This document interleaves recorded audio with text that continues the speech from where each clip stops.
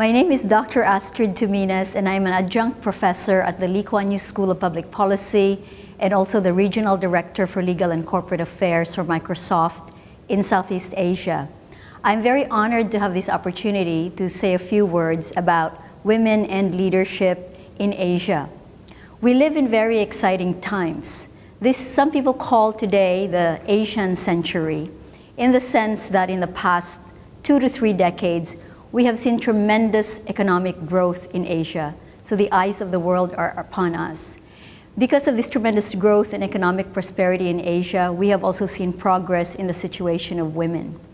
If we look at studies like the Global Gender Gap Report that's done by the World Economic Forum, we can see that women have made huge progress in this part of the world. First, women are healthier. Second, we are getting more education, and in fact, in many universities in the region, we now see that more than 50% of graduates are women. Women have also had more opportunity to join the labor force.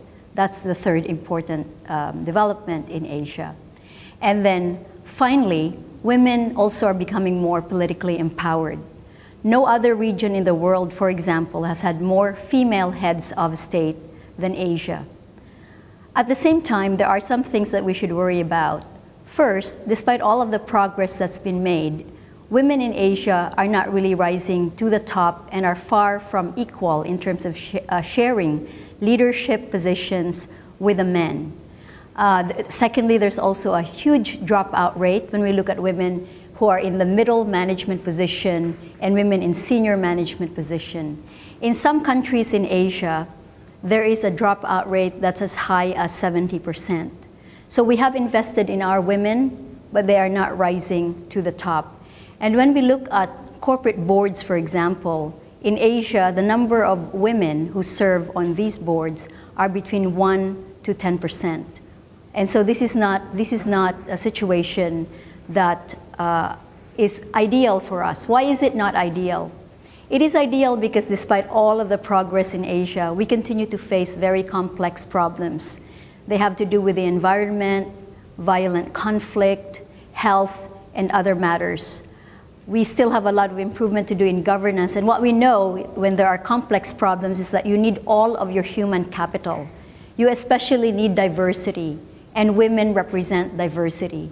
And so I believe that in Asia, whether it's in the private sector or the public sector, what we need to think about very deliberately is how we can stop the women dropping out. What is it about women's lives? Maybe it is the time that they bear children. What can corporations do? What can governments do to support women so that the investment that we have made in them can be fully harvested and they can rise to the top, contribute the fullest that they can to the progress that we are making in Asia. Finally, I would like to say a word about culture, because I think one of the stickiest factors that prevent women from rising to more leadership positions is culture. There is still a stigmatization of women who want to be very ambitious and have both families as well as professional lives. And some of these stigma deeply affects women, and that comes out in surveys done with women professionals as to what, for example, they see are barriers to their career success. Another major cultural factor are what I would call latent biases, where sometimes women are judged in very different ways than men. And finally, I think the fundamental value that we place on girls versus boys. So if we see, if you look at the issue of abortion, for example, more girl babies are aborted. If you look at surveys done of parents as to whether they would spend money to educate their sons or daughters, more parents consistently in Asia say that they would rather spend the money educating their sons. I'd like to conclude by saying that all of the progress we've made in Asia is in a huge part a result of the work of our women.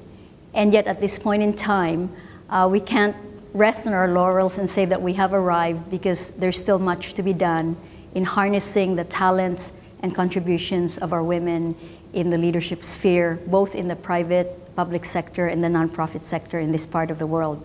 Thank you. 谢谢.